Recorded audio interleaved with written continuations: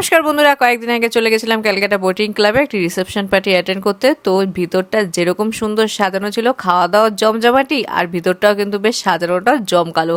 তো চলো ভিডিওটা শুরু করা যাক। তো এই যে দেখো বাইরের সাজানোটা দেখো কি সুন্দর না লাগছে। আমিও কিন্তু সুন্দর সেজে গুজে একদম পটের বেবির মতন ঢুকে পড়েছি। আর এখানে কিন্তু সব অরিজিনাল ফুল দিয়ে সাজানো ছিল। ঢুকেই সুন্দর একটা গণেশ ঠাকুরের মূর্তি নমস্কার করে নিয়ে ভিডিও স্টার্ট করলাম। তো এই যে দেখো বললাম যেটা, আর এটা ছিল একটি সেলফি জোন, যেখানে গিয়ে তোমরা সেলফি তুলতে পারো। আর সুন্দর কিন্তু ভিতরে সাজসজ্জাটা একদম চোখ ধাঁধানো। তো চলো আমাদের হচ্ছে এবার খাওয়া দাওয়া স্টার্ট হলো। আর কফি দিয়ে সম্রাট শুরু করলো, কিন্তু আমি চলে গেলাম স্টার্টার কাউন্টার। এখানে কিন্তু নানান ধরনের স্টার্টার ছিল। তো আমি ভাবলাম সবকটা একটা একটা করে নিয়ে ট্রাই করেই নিই। একটা একটা করে নিলেও কিন্তু প্লেটটা একদম ভরে গেছে। তো এই যে আমার হাতে চলে এসেছে স্টার্টার। আর ফার্স্টেই আমি খেয়েছিলাম মাটন শিক কাবাব। চিকেন তো অনেক খেয়েছি, ভাবলাম মাটন দিয়ে স্টার্ট করি। আর মাটন শিক কাবাবটা মুখে লেগে থাকার মতো স্পাইসি স্পাইসি, খুব টেস্টি খেতে। আর এটা ছিল পোস্ত লঙ্কা বাটার কিছু একটা আইটেম, যেটা আমার খুব একটা মনে নেই। আর পরে যেটা ট্রাই করলাম এটা হচ্ছে চিজ বল। মানে ভিতরটা দেখেছো, এটা দেখে পনির মনে হচ্ছে না, না এটা পনির না, ভিতরটা কিন্তু পুরো চিজ ভর্তি। তার উপর হচ্ছে হালকা কোটিং করে এটা ভাজা ছিল। চিজ বলটা কিন্তু দুর্দান্ত ছিল। এরপরে খেয়েছিলাম রেশমি মালাই কাবাব।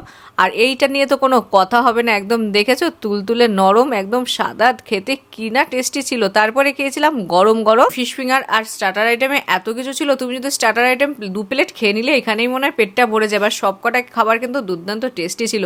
এবার চলে আসি মেকআপের, যেই ফটোটা তোমরা দেখে অনেক ভালোবাসা দিয়েছো। আর এই মেকআপটা করেছিল স্মিতা। আর আমি সত্যি এই মেকআপটা দেখে ভাবছিলাম যে সত্যিই কি এটা আমি। আর এই মেকআপ মানে তোমরা যারা মেকআপ করতে চাও, মানে ফার্স্ট কমেন্টে কিন্তু স্মিতার কন্ট্যাক্ট নাম্বার দেওয়া থাকবে, তোমরা কিন্তু অবশ্যই কন্ট্যাক্ট করে নিতে পারো তোমাদের স্পেশাল দিনের জন্য। তো নেক্সট চলে গেলাম এখানে ফুচকা খেতে। আর এখানে গিয়ে দেখি কি কি জল খাবে, মানে শুধু টক জল না, নানান ধরনের কিন্তু এখানে ফুচকার জল আছে। তো ফার্স্টে এখানে খেলাম আমাদের যে কলকাতা স্টাইলের টক জল, সেটা খেয়েছি। তারপরে খেলাম পুদিনা জল। এখানে কিন্তু মিষ্টি জল দিয়েও ফুচকা পাওয়া যাচ্ছিল। তো ভাবলাম সবকটা একটা একটা করে ট্রাই করে নিই। আর এটা ছিল মিষ্টি জলের ফুচকা। তারপরে যেটা খেলাম এটা হচ্ছে দই জল। এবার দই জলেরটা হচ্ছে টক জলের মধ্যে দই ফেটিয়ে দেওয়া, কিন্তু আমার দই জলেরটা খুব একটা ভালো লাগেনি, বাদবাকিগুলো কিন্তু বেশ ভালো ছিল। এরপরে চলে গেলাম মকটেল কাউন্টারে। আর এখানে মকটেল তৈরি হচ্ছে, যেটা ছিল ব্লুবেরি মকটেল। আর এই টোটাল ক্যাটারিং সার্ভিসটা কিন্তু দিচ্ছে কস্তুরি। মানে কস্তুরি আজকাল শুধু রেস্টুরেন্টে নেই, ক্যাটারিং সার্ভিসও কিন্তু প্রোভাইড করে থাকে। আর এই যে আমার হাতে চলে আসলো এবার মকটেল। আর দেখো মানে মকটেল খাওয়ার আগে পিছনের ঝর্ণাটা দেখো কি ভালোই না লাগছে দেখতে। এখানকার কিন্তু সাজসজ্জা মানে চোখ ধাঁধানো, দেখতেও কিন্তু খুব দুর্দান্ত লাগছিল। তো মকটেল খাওয়া গেছে, এবার চলে গেলাম মেন কোর্সে। আর এখানে এসে দেখি তো খাবার দাবার প্রচুর আছে। আর এখানে দেখো সাজানোটা কিন্তু দুর্দান্ত। স্যালাড কাউন্টারগুলো কিন্তু খুব সুন্দর সাজানো থাকে। আর এখানে এবার আমি নিয়ে নেব প্লেট, কারণ এখানে প্রচুর খাওয়া দাওয়া আছে, যেটা আমাকে কিন্তু শেষ করতে হবে। আর স্যালাড যাই থাকুক না কেন, শসা পেঁয়াজেই কিন্তু আমি সন্তুষ্ট। তো আর কিছু নিলাম না। আর এই যে যেটা বললাম, ক্যাটারিং সার্ভিসটা কিন্তু কস্তুরি প্রোভাইড করছে। আর এখানে দেখো ফার্স্টেই নিয়ে নিলাম কড়াইশুঁটির কচুরি, তার সাথে ছিল ফুলকপি আলু রসা, আর তার সাথে ছিল ডায়মন্ড ফিশ ফ্রাই। আর ফার্স্টেই আমি খাচ্ছি ডায়মন্ড ফিশ ফ্রাই, যেটা ছিল কিন্তু ভিতরে দেখো মাছের পরিমাণ কিন্তু যথেষ্ট, ওপরটা ক্রাঞ্চি, একদম হালকা কোটিং, আর অবশ্যই কাসুন্দি দিয়ে। কস্তুরি মানেই হচ্ছে বাঙালিয়ানায় ভরপুর। তার সাথে ছিল কড়াইশুঁটির কচুরি। আর অবশ্যই চানা মশলা টশলা দিয়ে তো আমরা খেয়েই থাকি, কিন্তু আজকে আমি খাচ্ছি ফুলকপি আলু রসা, যেটা হচ্ছে সিজনাল সবজি, খেতেও কিন্তু দুর্দান্ত লাগে। আর কিন্তু এর মধ্যে কিন্তু মটরশুঁটি ভরপুর ছিল। তো আমি দেখো আঙ্গুল চাটতে চাটতে চলে গেলাম হচ্ছে আর একটা কড়াইশুঁটির কচুরি দিতে, কারণ এটা আমার এতটাই ভালো লেগেছে। আর তার সাথে ছিল বাসমতি রাইস। আর যেটা মানে কস্তুরি সবসময় বলি সিগনেচার ডিশ, সেটা হচ্ছে কচু পাতা চিংড়ি, যেটা এখানেও কিন্তু বাদ যায়নি। আর ছিল মাটন বিরিয়ানি, সাথে ছিল চিকেন চাপ। এখানে আমি একটা লেগ পিস নিয়েই নিলাম। এছাড়া ভেজ কাউন্টারে অনেক রকম আইটেম ছিল, মালাই কোপ্তা, পোলাও, কিন্তু আমরা যেহেতু নন ভেজ খেতে খুবই পছন্দ করি, ওই জন্য ভেজ কাউন্টারে যাওয়ার কোনো প্রশ্নই ওঠে না। আর এখানে দেখো আর একটা বললাম যেটা কড়াইশুঁটির কচুরি, এখানে আমি খেয়ে নিয়ে এলাম। আর হচ্ছে কচু পাতা চিংড়ি সিগনেচার ডিশ। আর এখানে কিন্তু চিংড়ি একদম ভরপুর, মানে প্রত্যেক কটা গালে কিন্তু এক একটা করে চিংড়ি পড়বে। এবার তোমরা বলতেই পারো যতই সাজো যাই করো, টেবিল ম্যানার্স শেখোনি, টেবিল ম্যানার্সের গুলি মারো। বাঙালি মানে হচ্ছে হাতেই স্বাচ্ছন্দ্য খেয়ে। আর এখানে একটু আঙুলটা চেটে নিলাম, কারণ তখন হচ্ছে কচু পাতা লেগে আছে তো হাতে, বিরিয়ানি খেতে হবে, তো ওটা মিক্সড হলে ঠিক একটা ভাল লাগবে না, এই জন্য একটু আঙুলটা চেটে একদম কবজি ডুবিয়ে নেমে পড়লাম হচ্ছে মাটন বিরিয়ানি খেতে, তার সাথে ছিল কিন্তু চিকেন চাপ, কিন্তু এত সেজে গুজে না ওই ঠ্যাংটা ছেঁড়া যায় না। তো যাই হোক, একটু কষ্ট করে হাত দিয়ে ছিঁড়ে ম্যানেজ করে নিলাম। তো এখানে পেট ভরে তো মাটন বিরিয়ানি খেয়ে নিলাম, তার সাথে হচ্ছে গিয়ে চিকেন চাপ, যেটা লাইট বিরিয়ানি ছিল। তার দেখো বলতে বলতে মানে ওদিকে রিভিউ দিতে দিতে এইদিকে চলে আসলো কিন্তু পুরো 1 প্লেট মিষ্টি। ফার্স্টেই খেয়ে নিলাম এখানে চাটনিটাও বেশ টেস্টি হয়েছিল, আর তার সাথে ছিল কুড়মুড়ে পাঁপড়।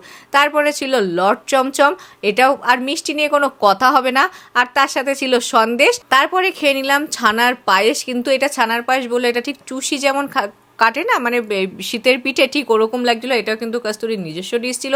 এরপরে ভাবছিলাম আইসক্রিম খাবো না, কিন্তু না খেয়েও পারলাম না, কারণ এটা ছিল নলেন গুড়ের আইসক্রিম।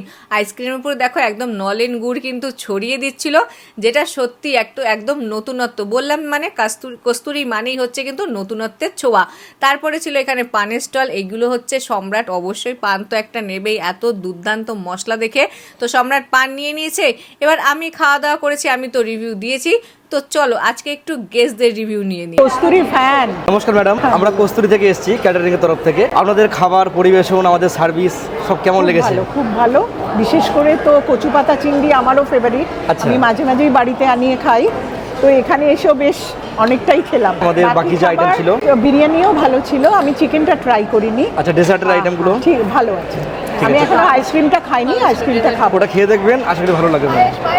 পায়েস খুব ভালো। খুব ভালো স্যার। একটু কথা বলি স্যার, বলা যাবে? স্যার, আমরা কস্তুরী তরফ থেকে এসেছি, আমাদের খাওয়া দাওয়া পরিবেশন সার্ভিস সব কেমন লেগেছে? খাবার তো অনেক দিন থেকেই খাই। আচ্ছা, কচু পাতার চিংড়ি চলে। আচ্ছা আচ্ছা, বিরিয়ানিটা করতে ভালো হয়েছে স্যার। আর আমাদের ব্যবহার, স্টাফদের সার্ভিস সব কিছু একদম ঠিক আছে। Thank you sir. ওকে, আজকে আমরা যেখানে এসেছি পুরো পার্টিটাই ওনার ছোট ছেলের। ছোট ছেলের।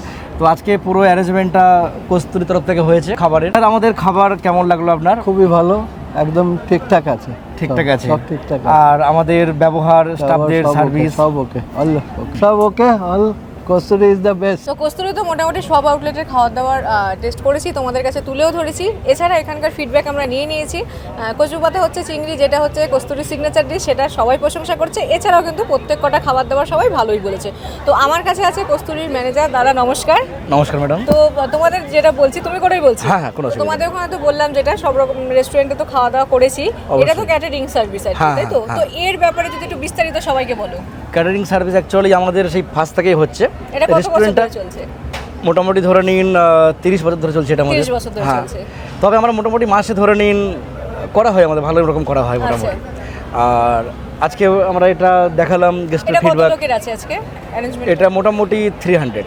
300। হ্যাঁ। আচ্ছা, আরেকটা যেটা সবার মানে মেন প্রশ্ন হচ্ছে যে প্লেটিং এর যে ব্যাপারটা, এটা কত টাকা দিয়ে স্টার্ট? দেখুন, এটা তো ডিপেন্ড করে খাবারের উপরে। অবশ্যই মেনুর উপর। তবে মোটামুটি আমাদের 800-900 টাকারও প্লেট আছে আমাদের। 800-900 হ্যাঁ, টাকার আউটডোর plate ক্যাটারিং আছে। প্লেট আছে আমাদের। আচ্ছা। 800-900 থেকে শুরু করে 1000-2000। আমি সবাইকে রিকোয়েস্ট করব যে কস্তুরীর তরফ থেকে যে ক্যাটারিং করা হয়, আমরা আন্তরিকভাবে গেস্টকে আপ্যায়ন করি, নিজেদের আত্মীয় মনে করি, যাতে গেস্ট খুশি হয় সেদিকটা আমরা বিবেচনা করি। খেয়াল রাখো। হ্যাঁ, সর্বদিকটা আমরা বজায় রাখি। যারা কস্তুরীর উপর ভরসা রাখতে চান তো অবশ্যই কল করবেন এই উপরে স্ক্রিনে দেওয়া নাম্বারে। তো আর কি, আর বেশি কিছু বলবো না। স্ক্রিনে দেওয়া কন্ট্যাক্ট নাম্বারে অবশ্যই কস্তুরীর মানে যেটা বললাম রেস্টুরেন্টে খেয়েছো, এবার হচ্ছে ক্যাটারিং এর জন্য অবশ্যই কন্ট্যাক্ট করে নিও। আর সবথেকে বড় কথা হচ্ছে গেস্টদের ফিডব্যাক নিয়েছি, এর উপরে কোনো কথা হয় না। তো চলো, thanks for watching, bye bye.